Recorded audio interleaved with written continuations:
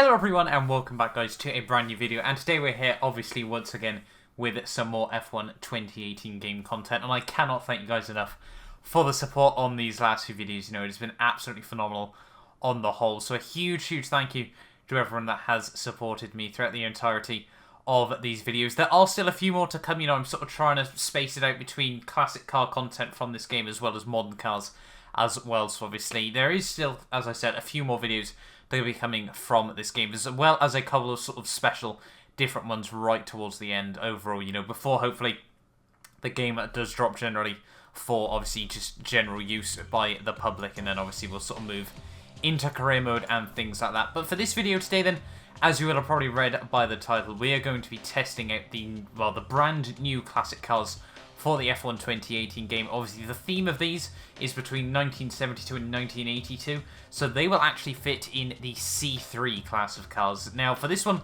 I actually did end up opting with James Hudson. That's a costly mistake to make. Niki Laudas 1976 Ferrari 312 T2, racing around the brand new Hockenheim circuit. Obviously, I wanted to try and get some footage of Hockenheim in as well on this game. Obviously, the two new as such tracks to F1 2018. Funnily enough, I've actually driven both in the classic cars, and obviously Niki Lauda, in all honesty, I think is probably one of the sort of most iconic in sort of an odd way Formula 1 drivers of all time, with obviously just the fact he was able to defy the odds after its absolutely monumental crash on the whole, which is obviously absolutely fantastic by him. You can just see there actually spamming on the Brawn because I really wanted to have a go in that car. Obviously, if you've missed the video that I actually did in the Brawn as well, I would highly recommend checking out, as well as there will be a video from that Williams car as well in just a couple of days time. So we're going to jump then into the Ferrari for this race around the Hockenheim circuit. Obviously, it was at the Nürburgring in the 1976 season that obviously he had this huge crash, obviously nearly lost his life at that race. So obviously, you know, I feel it would have probably been in a bit bad taste, and the fact that there's no Nürburgring on this game as well. We're going to roll multi-class, all three classes this time around. So you've got between 1972 and 1982, 1988 and 1990, and then 2002 to 2010. So three very different classes, almost spanning 40 years, which is obviously really nice to see how much of a variation we have got in the F1 2018 game, and it's really fantastic. I'm looking forward to making so many more videos with all of these classic cars over the coming weeks, and hopefully you guys are too.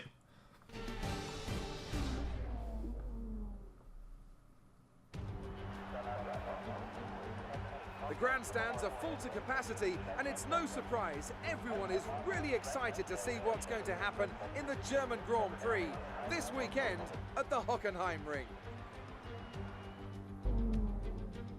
Keep your eyes open on the run to turn 1 and keep it clean. We want to come out in one piece. So here we are then on the grid, ready for this German Grand Prix. You can just see instantly, just from there when I was actually in the cockpit cam, how different obviously Formula 1 cars are nowadays. They've really sort of started changing pretty much in the early 90s, I think. Obviously just the dashes became a lot more developed there, but out of the start then, a little bit delayed, we do get quite a good little start off the launch there. There is an absolutely monumental crash at T1. You can see wheels, debris, tyres there, just as we have narrowly avoided that one there. An absolutely monumental crash at the start line there. Not too sure what happened there, but that actually involved all three classes. So now we've sort of got a little bit of a weird race as well, where we do actually have quite a few of the C2 class cars trying to muscle their way back through the field as well, which would be interesting to see how they all fare in terms of this race as well. For the start of this race, I'm using medium traction control.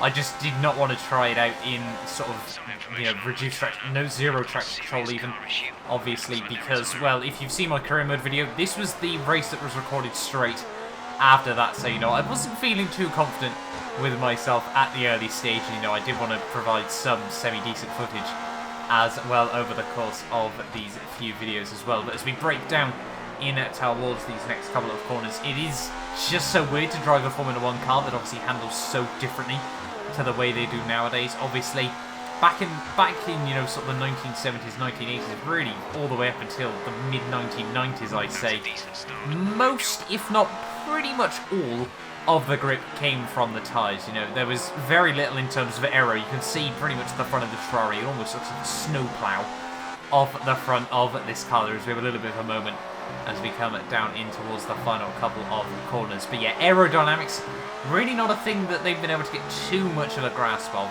by this point in Formula 1. So it is just such a different era. Obviously the car's incredibly powerful, incredibly light, but yeah, they just weren't able to cut through the air very well. This one I think I got to pretty much 260 kilometers an hour if I'm not mistaken, which is about 100 and just about 159, 160 miles an hour in fact.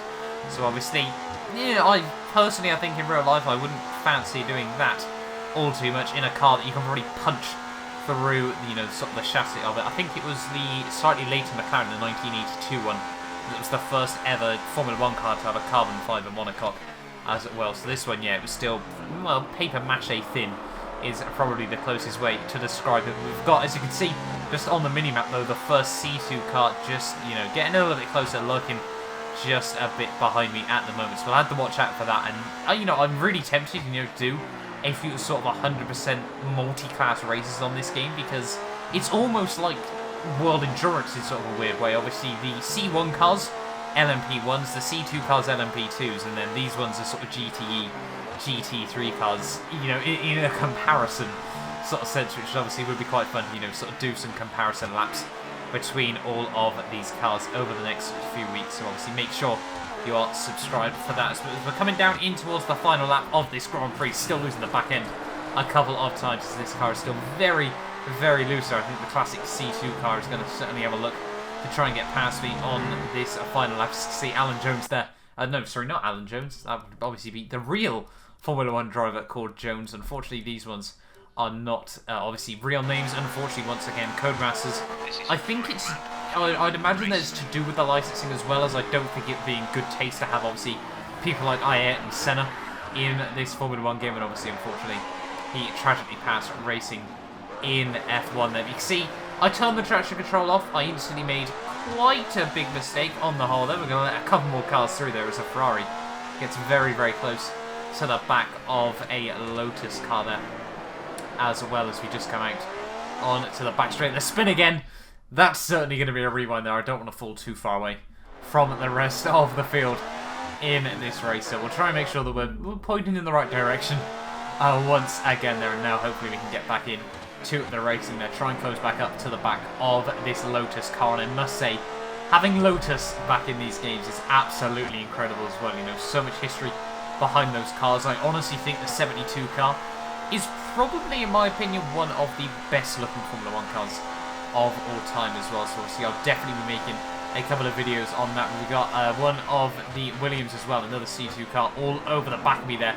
The top guys have already finished the race and we're barely through the first half of the final lap there as well, which really just goes to show how much of a pace improvement there has been in Formula 1 over, well, between, well, nearly almost 50 years now.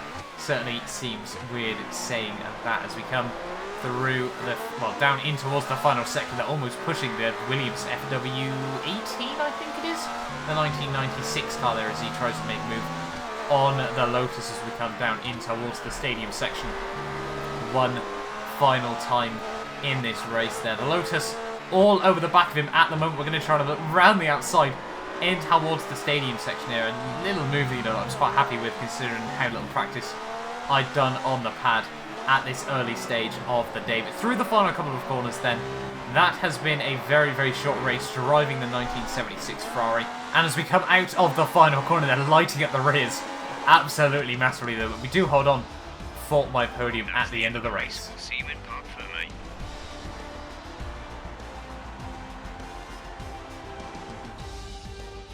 Welcome then to the podium, our top three drivers. What a great effort from them today in a very difficult race.